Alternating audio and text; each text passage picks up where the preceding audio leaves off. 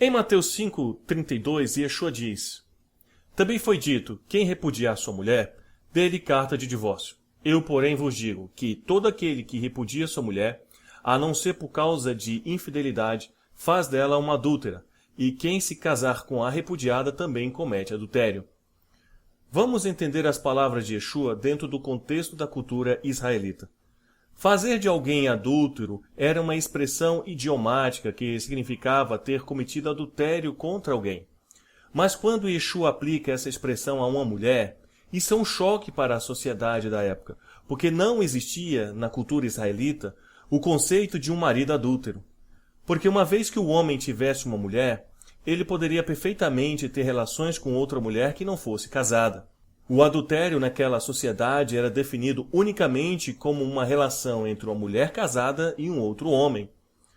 Tanto é verdade que um dos manuscritos hebraicos de Mateus, e Mateus foi escrito em hebraico, embora muitos não saibam disso, a expressão que aparece é Hu Hanoef.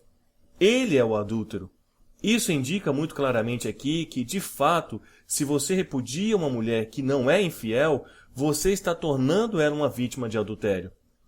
Nos tempos de Yeshua, alguns fariseus, especialmente da seita da casa de Hillel, abusavam do direito de divórcio.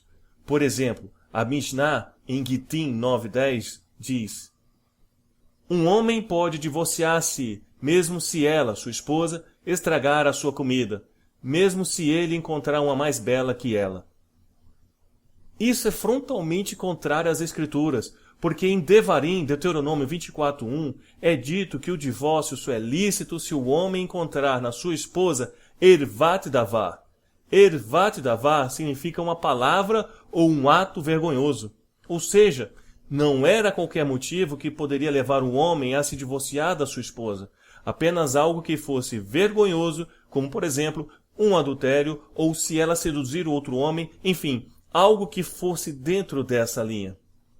Porém, os fariseus interpretavam isso de uma maneira bastante liberal para poder permitir outras formas de divórcio. Com relação à expressão que diz, e quem se casar com a repudiada também comete adultério, é importante compreender que repudiada é diferente de divorciada. Como funcionava na Bíblia o divórcio?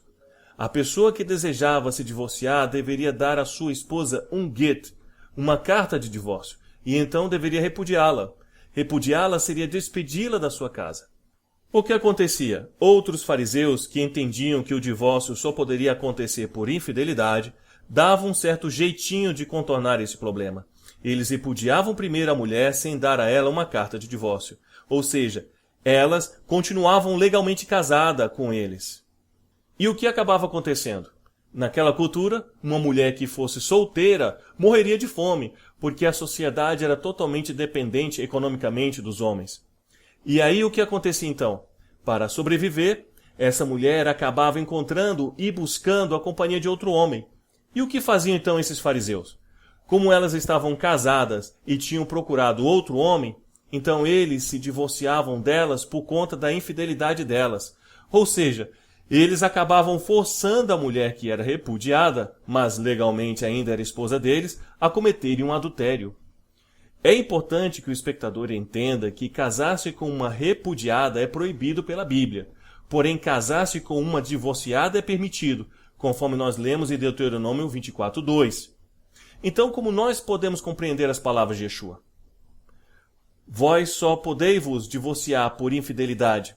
Se alguém tenta contornar, dar um jeitinho, na recomendação bíblica, está sendo adúltero. Que lições nós podemos aprender disso? Abandonar ou maltratar uma esposa é adultério. Segundo, Yeshua não condenou a vítima do abandono, não condenou a mulher e sim o marido transgressor que a abandona.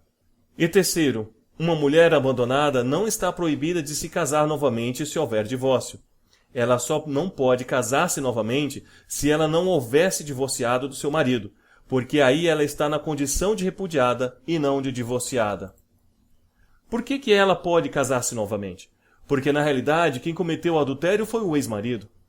Vejam vocês quantas mulheres vocês conhecem sofrem a injustiça de, além de terem sido vítimas, precisarem permanecer a vida toda solteira por conta de uma má interpretação das palavras de Yeshua, que não leva em conta o contexto da sociedade em que ele viveu. É importante ter em mente o contexto social das palavras de Yeshua, para que nós não cometamos injustiças terríveis, como, por exemplo, condenar uma vítima a uma punição. Inscrevam-se no canal, curtam e compartilhem essa mensagem para que as palavras de Yeshua alcancem mais e mais pessoas, e até o próximo vídeo. Shalom.